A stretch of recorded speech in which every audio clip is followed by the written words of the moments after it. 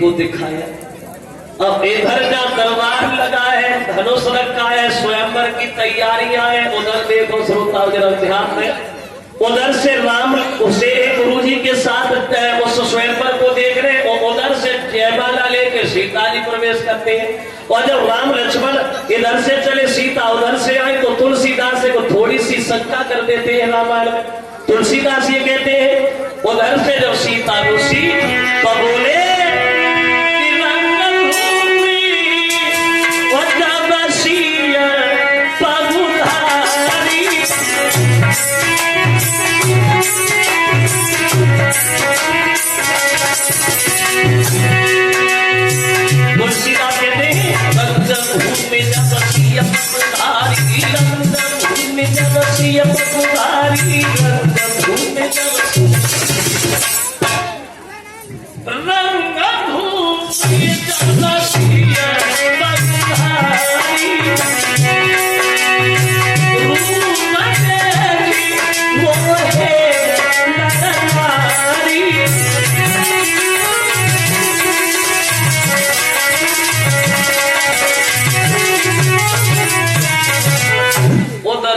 सीता जी प्रवेश करती है तो तुलसीदास कहते हैं जब सीता ने अंदर प्रवेश किया तो सीता इतनी सुंदर थी जो उनकी सुंदरता ही देख करके स्त्रियां भी मोहित भई और पुरुष भी मोहित हुए।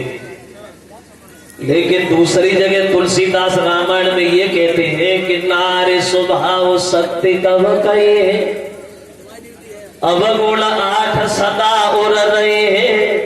तुलसीदास बोले पल पल में झूठ बोलने की औरतों की आदत होती है, झूठ बोलने की।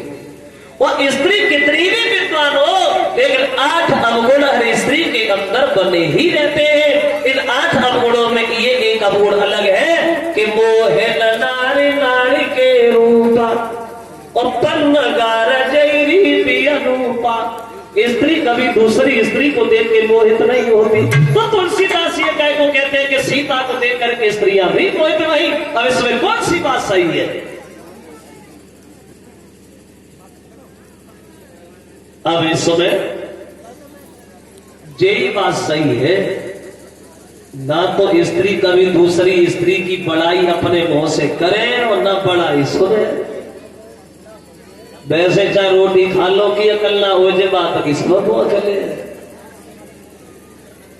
क्षमा करे माता मेरे ये ना सोचे रजनीश बुराई करने लगे। हम बुराई नहीं करते, हमारी आदत नहीं है बुराई करने की। और करेंगे तो तुम्हारे गांव की थोड़ी करेंगे। हमें तो यहां पता है यहां ऐसी कोई है ही नहीं तो मकाई को कहे।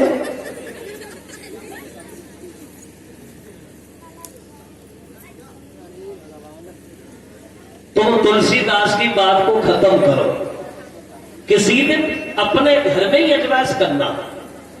तुम अपनी औरत के पास बैठ के कब दूसरी औरत की बड़ाई करी हो, फिर देखो संजा को पिला लड़े रोटी मिल जाए। ये कमी होती है, ना बड़ाई सुने और ना बड़ाई करे। एक कवि कहता है कि नारी का छू अकल की है मारी।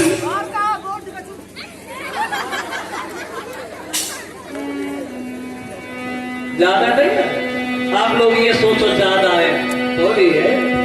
हर नारी कछु अकल की है भारी, वो इनमिया बबूला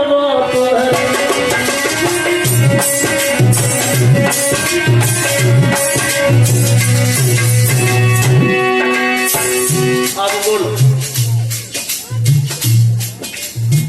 आजकल की बात नहीं, आप लोग ये सोचने लगो आजकल की नहीं।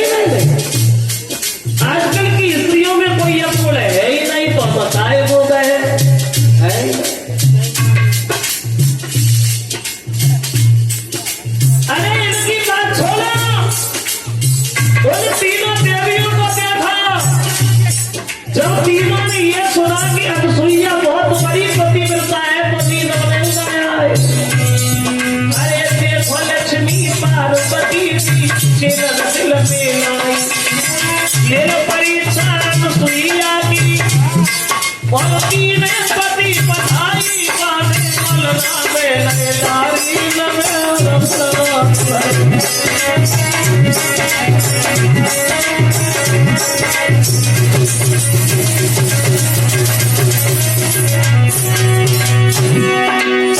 चलो ये बात छोड़ो, गलत बात है। एक कभी ये कहता है कि स्त्री के होठों पे तो अमृत होता है लेकिन दिल में जहर होता है। औरत जब कहे तो ऐसी कहे तो सीधी। आजकल की कोई बात नहीं, आप लोग ये सोचने लगवाते नहीं नहीं नहीं, आजकल की स्त्री कोई गलत बात कहती नहीं तो बताई को कहती नहीं। अगर दुर्योधन से ये न कहती कैसे करना होता तो ये शायद महाभारत का युद्ध ही नहीं होता। तो औरतों को कभी बोलने की अकल नहीं है। सुना एक नहीं, नारी की बातन से बड़े बड़े बिगड़ गए, द्रौपदी की बातन से दुर्योधन से उजड़ गए, कैकई की बातन में दशरथ भी मरी गए। देखो श्री राम जी ने पग में भारी दूरत है।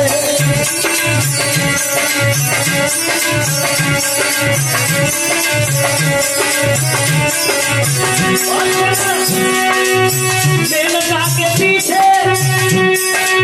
विश्वामित्र हारी गए, फूले तपस्या और धूप धार गए। नारद से ज्ञानी दो नारी के पीछे घूम गए। आज भी पौधे भोजाने की मोते छूए।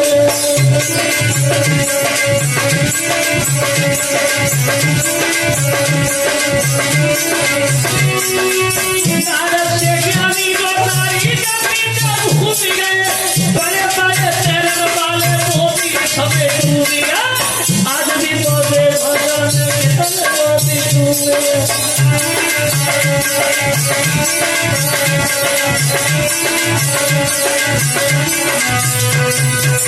बड़े बड़े चरण वाले वो भी इसमें डूबी गए। वो आदमी तो देखो जाने कितने मौत चूमे गए।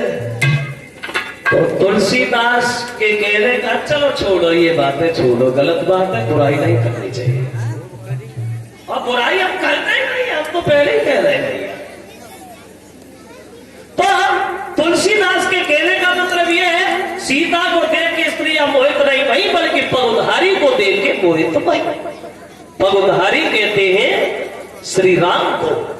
भृगु ने छाती मिला तजो मारी और तब से नाम पढ़ो पगुधारी। तो रंग भूमि जब सी पगुधारी और रूप देखे मोहे नर नारी। अब क्या हुआ, धनुष तोड़ने के लिए बहादुर लोग जाते, दांती पीस के ताकत दिखाते हैं, लौटे आते। धनुष टूटना तो बहुत दूर को, धनुष किसी के बल से हिला भी नहीं। तुलसीदास बोले भूप सहस्त्र दशे कई बारा और लगे उठावन करे लटारा। 10,000 राजा एक ही बार धनुष से चिपट गए लेकिन वो धनुष फिर भी नहीं हिला। ये 100 रुपया हमें भेंट कर रहे हैं श्रीमान वीरपाल जी, जो ये मनोहर नगर के रहने वाले हैं। उन वीरपाल की तरफ से 100 रुपये आए हैं। बिछुअन पैर उठी ना, ये तो उस दिन उठ गई है भैया।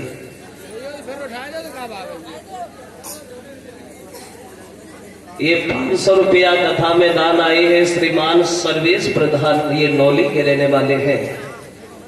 और सर्वेश प्रधान की तरफ से 500 रुपया कथा में और 500 रुपया श्रीमान उदयवीर प्रधान जी, ये बरमपुरी, उनकी तरफ से आए। उदयवीर प्रधान जी की तरफ से 500 रुपया कथा और 101 रुपया में भेंट कर रहे श्रीमान श्री विजेंद्र सिंह यादव, ये मिलकिया कांधीमई फरुखाबाद के रहने वाले हैं। उन जितेंद्र जी की तरफ से 101 रुपया। भगवान धर्म के आगे हाथ अग्रसर बनाए रहे और धर्म दौलत से भंडार करता रहे। बोली गोविंद भगवान की।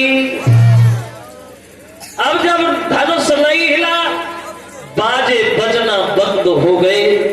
भरे दरबार में जनक उठ करके खड़े हो गए, चिल्लाने लगे, बहादुरों, आज तो तुम्हें बहादुर कहते हुए भी मुझे शर्म आ रही।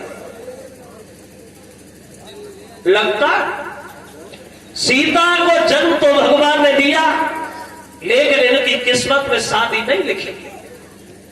चले जाओ अपने अपने घर के लिए। खुले शब्दों में कह रहे हैं, ये पृथ्वी क्षत्रियों से हीन है।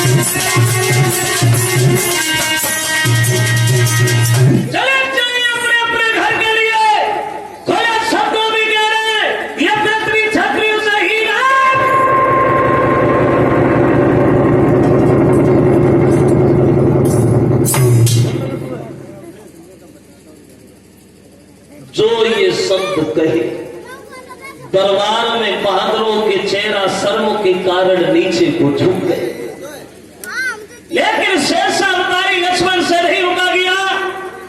भले दरबार में लक्ष्मण खड़े हो गए और चिल्लाने लगे, जनक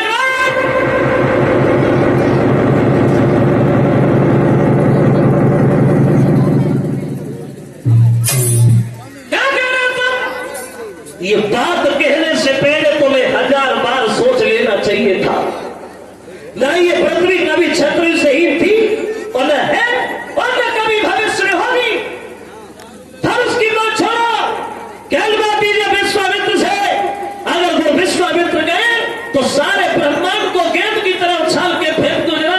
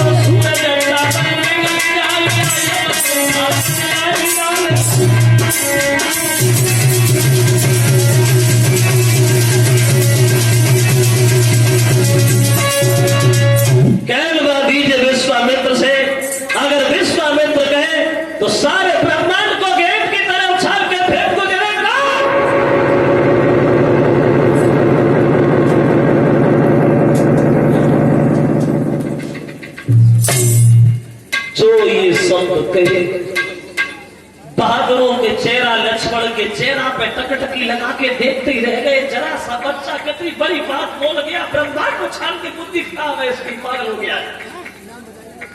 विश्वामित्र बोले लक्ष्मण इधर आओ। भाई ये काम तुम्हारा नहीं है तो बीच में बोलने लगे। वो हम तुम्हारी आदत से खुश भी नहीं है क्योंकि तुम बीच में बहुत बोलते हो। लक्ष्मण बोले माफ करना गुरुजी, जो बोल गया, लेकिन बहादुर बच सकता है, ऐसे वचन कभी शेर नहीं कर सकता। राम को इशारा दिया विश्वामित्र ने, बोले राम जाओ, धनुष तोड़ो और जनक के संताप को दूर करो। अब चले लगत कार्तिक परिवार वाले दिन 14.5 साल की उम्र में धनुष तोड़ने को, तो बहादुर तो खूब ताली मार के ऐसे अब चली चली या पार उठाने जाओ और तुम भी जाओ। जनक की पत्नी मन में विचार करती है, सुने ना, लगता है विश्वामित्र ने हमारी हंसी कराने में कोई कमी नहीं छोड़ी। इतने बड़े बड़े बहादुरों से धनुष नहीं टूट पाया तो ये कोमल हाथों से राम के कैसे धनुष टूट जाएगा। अब राम की तरफ सीता देखती है, धनुष की तरफ निगाह डाली तो खड़ी होकर के विचार करने लगी, बोली हे भगवान शंकर, ये धनुष आपका है, इसमें हक आपका है, इस धनुष को इतना हल्का कर दो जो प्रभु श्री राम आसानी से उठा सके। फिर सीता ने सोचा शंकर जी ने टेर सुनी ना सुनी, कहीं वहां के नशा में ना पड़े हो। अब धनुष से दोनों हाथ जोड़े, आप थोड़े से हल्के हो जाएंगे।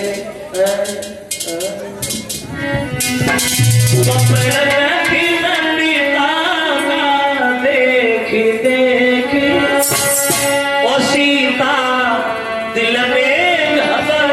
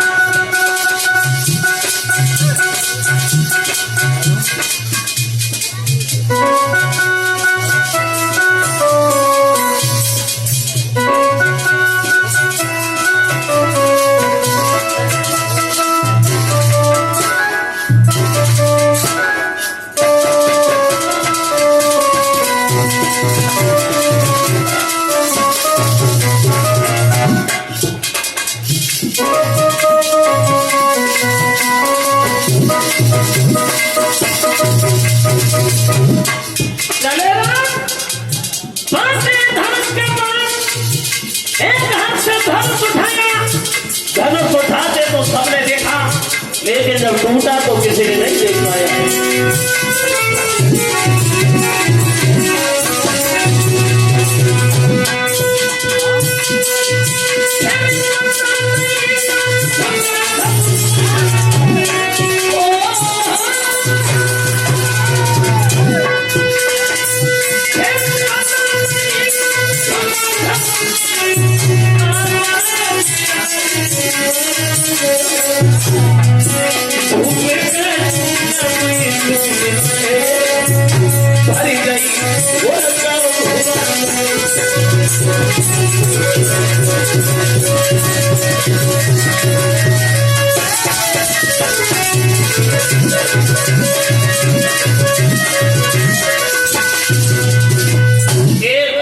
धनुष उठाया, उठाते तो देखा, लेकिन टूटा तो किसी नहीं देख पाया। अब और धनुष जमीन पे गिर गया। जो धनुष जमीन पे गिरा तो लड़कियां सीता से बोली, सीता जी क्या देख रही हो? धनुष टूट गया, जयमाला डालो। अब सीता जी राम के जयमाला डालने को चली, लेकिन गर्दन तक नहीं पहुंच पाई, उचक उचक के रह जाती, जयमाला डाल ही नहीं पा रही। क्यों? क्योंकि उम्र में ज्यादा फर्क था श्रोता, उम्र में अंतर था।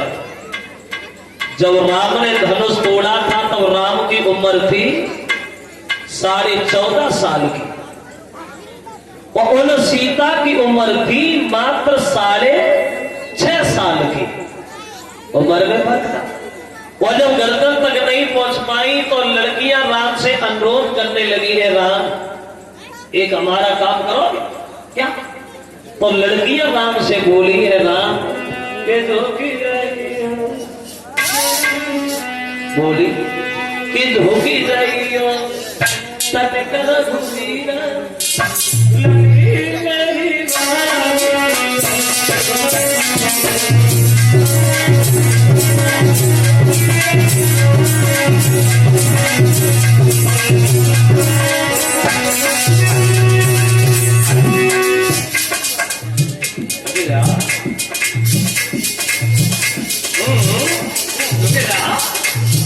राम ने सोचा भैया मजबूरी है तब तो बताते जरूर है। राम रुकने को तैयार है। तब तक लक्ष्मण उठे और बीच में बोला सब लोग है, भैया रुक रहे हो ससुराल पहली बात सुन हो जाएगी सामने। अगर आप झुक गए जिंदगी में तो कहीं रहोगे, झुकना नहीं। राम नहीं झुके, सीधे खड़े। लड़कियां बोली ना रुकना पड़ेगा, रुकना पड़ेगा।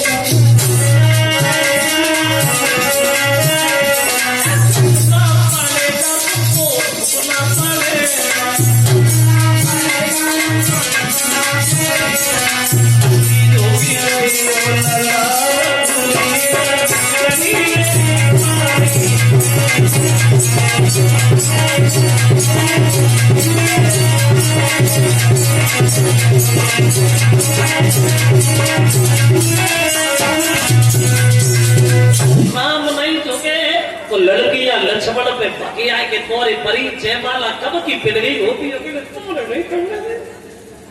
लक्ष्मण बोले हमसे कहो ना, हम पहलवा बोल पहलवा, खड़े खड़े देख रहे हो, पहलवा जल्दी पहलवा। अब लक्ष्मण आगे बढ़े और सबको सुना के एक बात कही, भैया ने कितना बड़ा काम किया, भैया ने धनुष तोड़ दिया, हमने भैया के पैर भी नहीं छुए। और लक्ष्मण ने पैर छुए, राम ने झुक कर के आशीर्वाद दिया, सीता जी को मौका मिल गया।